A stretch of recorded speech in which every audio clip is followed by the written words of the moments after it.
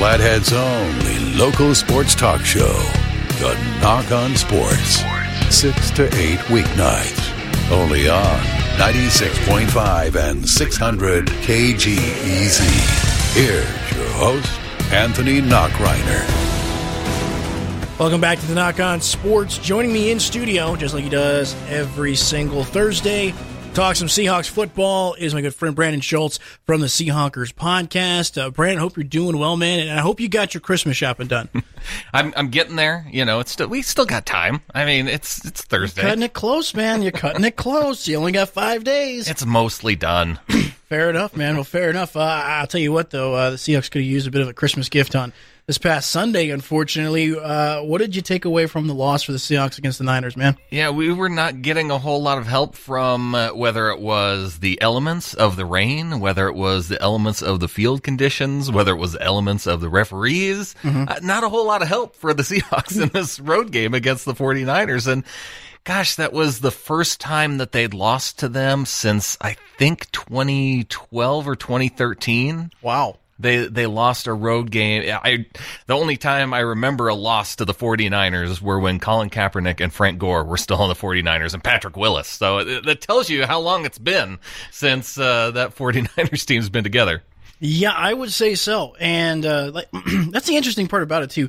The field conditions at that stadium, at Levi Stadium, have been a cause for concern for some time.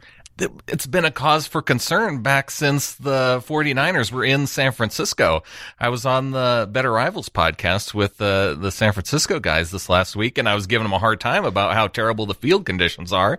He said, oh, yeah, that goes all the way back to Candlestick. So, they're used to it. You guys live in Northern California. How hard is it to grow grass in Northern California? It shouldn't be that difficult. Well, it depends on the plant and type of grass. They have some expedience with some versions of it, and I guess not the version to play football on, though. Put down field turf and call it good. That would be the simplest thing. Right?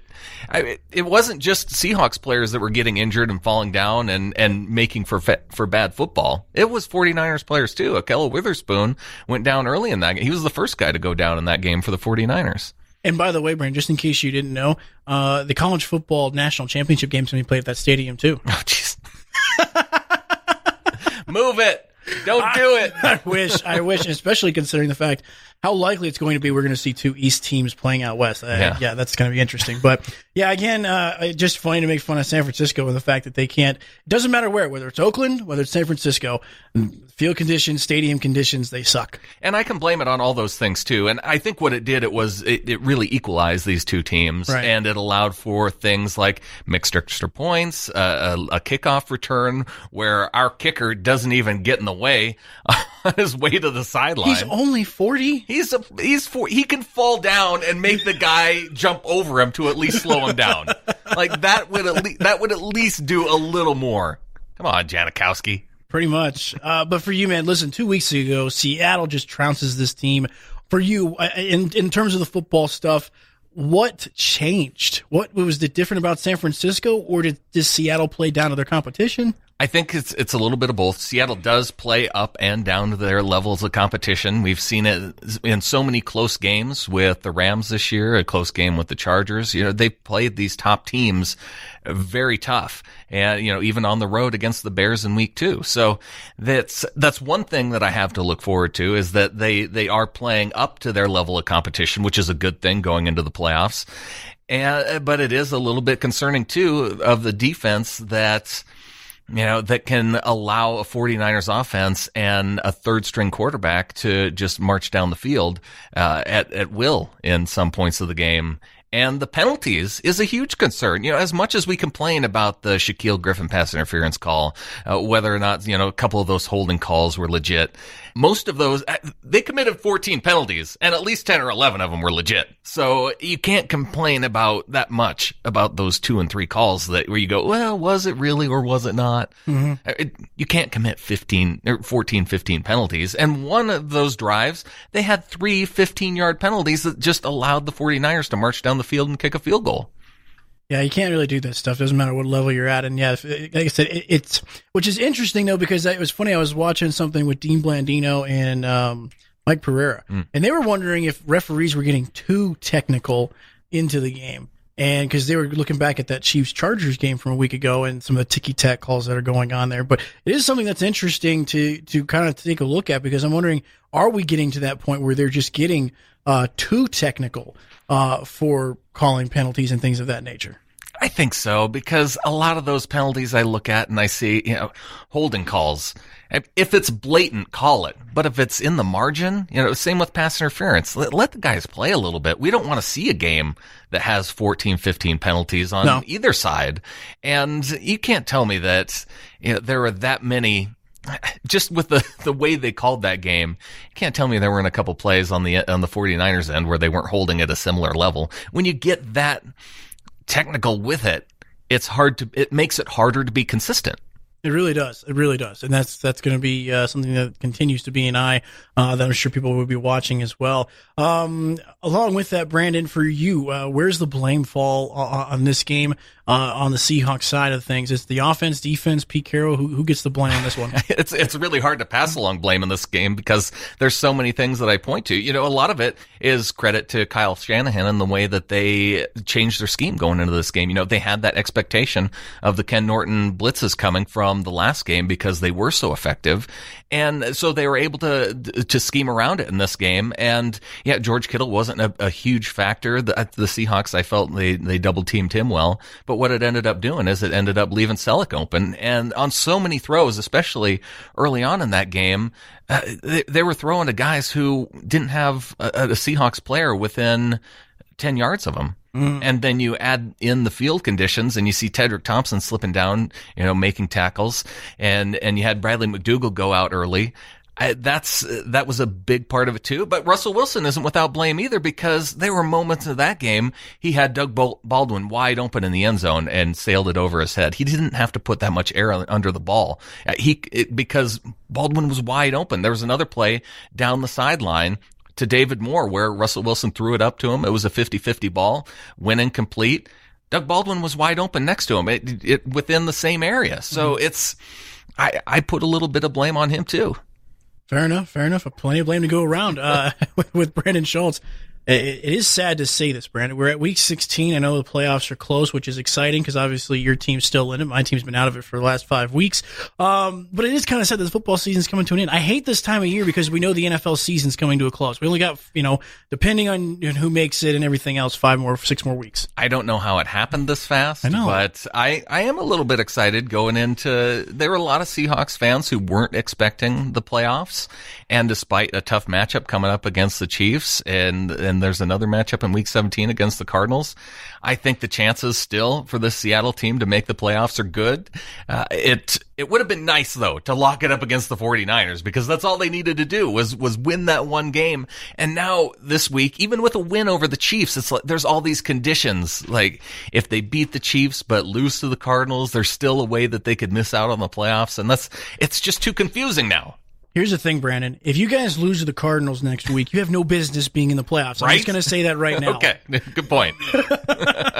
But if you beat and that would make no sense, right? Beat the Chiefs and lose to the Cardinals, but ultimate letdown. Trap game at the end of the year.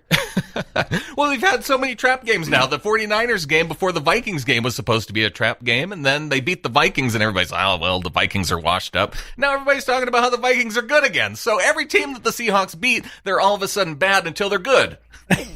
I love how that works. That's so great. Brandon, there's 3 games I think are really key for Seahawks fans to keep an eye on. I think Redskins at Tennessee, because Washington's still in the playoffs. I don't expect them to be there on their 4th-string quarterback, but still a team you have to keep an eye on. The other one, Vikings-Lions. I think the Lions win. I think that doesn't knock out the Vikings, but it does elevate the Seahawks in a way. And then the other one, I think that's got to be really a particular one to watch. Texans at Eagles, because the Eagles are still alive after the win last week over the Rams. Yeah, it would be really interesting if the Skins are able to win that game over the Titans, and the Eagles are able to beat the Texans, because then those two play each other in the final week. And who knows what's going to happen with Dallas coming down the stretch, too. It could make the East really interesting. I don't want it to be interesting for Seattle, but I want them to win these last 2 games. Well, let's talk about this game, that the first of two. Let's talk about Kansas City. They lose last week to the Chargers. We talked about that game last week. What do you think about this matchup? What stands out to you? What's the first thing that's got to get done for the Seahawks on Sunday? Continue what they're doing with the running game. I look at Kansas City. They are last in the league in DVOA against the run. They're for their defense. Mm-hmm. So what's the best way? And Kansas City's offense worries me. Oh, it worries a lot of people. And even without Kareem Hunt, right? You still have Tyreek Hill. Yep. You still have Travis Kelce, the tight end, and you still have Patrick Mahomes. And so I look at those three guys, and then I look at the 49ers, who we just played with Nick Mullens, and another Pro Bowl, all-pro tight end, really, on the 49ers. You mean George Kittle? George Kittle, yeah. Okay. So you got Mullens, Kittle, and then you have Dante Pettis. And those three, they were able to beat the Seahawks. And so when I consider Patrick Mahomes, Travis Kelce, and Tyreek Hill, three legit all-pros, or at least Pro Bowl players. Right. All three of those guys got voted in. So there's some concern there. And what's the best way to keep those guys off the field? Run the football. And if you can continue to run the football with Chris Carson, Mike Davis looked good against the 49ers last week. He had some big plays that came off the board due to penalties. And, I haven't heard the status of Rashard Penny coming back for this week, but they still have J.D. McKissick, who is out there, and he's starting to come on now that he's coming back from injury. Where's Chris Carson in all this? He's at the top. That's the guy that you would expect. Well, I was going to say, I was just wondering, I was hoping he wasn't hurt or anything, because you didn't mention him. So I thought I mentioned him first. Oh, okay, my bad. Yeah, because I was going to say, Chris Carson's been the bell cow. He's got to be the bell cow going forward. I just knew that change of pace guy, but Chris Carson's been the heavy workhorse. Yeah, and Chris Carson, he's on pace he should break 1,000 yards in this game against the Chiefs. I would expect him to. And, he had one of his best games of his career last week against the 49ers, over 5 yards per rush. So if you can hand the ball off to Chris Carson and just, push it down the field. How great was that play of him at the goal line on 4th and 1? Just would not be denied getting it into the end zone against San Francisco, and Dwayne Brown able to help push him in. That was one of my favorite plays of the game, and it's unfortunate it comes in a loss. Oh, I was going to go a totally different direction. I thought you were just really happy because it was a 1 yard 4th down play and you guys converted on the 1 yard line. It does. Okay. Sorry, Brandon. Sorry. Yeah. I'm sorry. You needed to bring that up. Okay. Well, here's some good news. The Patriots do you think they're dead in the water? Yeah, that's pretty interesting with Josh Gordon being down and losing in back-to-back weeks. In pretty epic fashion in at least one of those weeks. Yeah. Yeah, I'm curious to see how that's going to see. But as soon as you start to count out the Patriots, that's when they turn it on, and then they show everybody. Fair enough. Well, Brandon, now let's take a look at the other side of the ball. You talked about those three weapons for Kansas City defensively.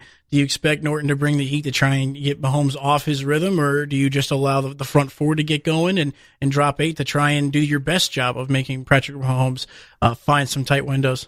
I would lean toward that. And the reason why I look at it that way is you look back to the Vikings game and you had 2 outstanding receivers in Diggs and Thielen.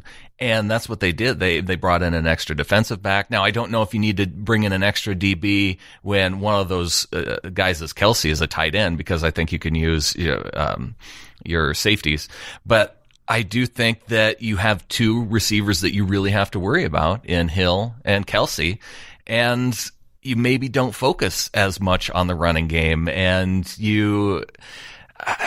it's going to be tough. It's going to be tough to scheme against this Kansas City team, but they have played the Rams pretty closely in the past games. They've allowed the Rams to put up a lot of points, but we've kind of seen the Rams come back down a little bit. And I wonder if they're going to kind of have a different idea for how to attack the Kansas City team this week. And we haven't even talked about the Kansas City defense. They've got some good players too. They got good pass rushers, which would concern me if you guys get into a point where you've got to start playing in a shootout. If you're down 14 or something like that, that would concern me. But at the same time, this game is in Seattle. Mm-hmm. This game is at home. You guys have played really well at home, so I would imagine this is going to be tough for Kansas City, because I know they're used to loud places, but this offense is going to have to get used to playing in front of a very loud crowd. It will be Patrick Mahomes' first time at that stadium, and rookie quarterbacks have tended to struggle at CenturyLink. But when you have two outstanding tackles like they do with Schwartz and Fisher, yep. And that's I would like to see Norton maybe dial up some stunts a little bit more and get some of those guys like Frank Hill rushing inside. And Jaron Reed's been outstanding from the inside defensive tackle spot. When I think of Pro Bowl snubs, I look at Jaron Reed and the fact that he didn't get in over the defensive tackle from Chicago. He's having a way better year and didn't make it into the Pro Bowl. Yeah, there's quite a few snubs on that list, but then, of course, like I said, I don't really watch the Pro Bowl, so at the end of the day, it's not really going to matter. Yeah, not going to be too upset about it.